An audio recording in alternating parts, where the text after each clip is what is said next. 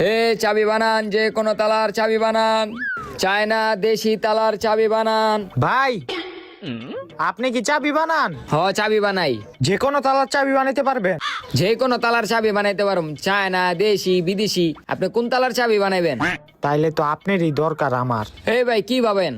না না ভাই, আমি আমার ঘরের তালার চাবিটা হারাই লাইছি, আপনি একটু আমার লগে আহেন, আমার ঘরের তালাটা খুইলা দেন।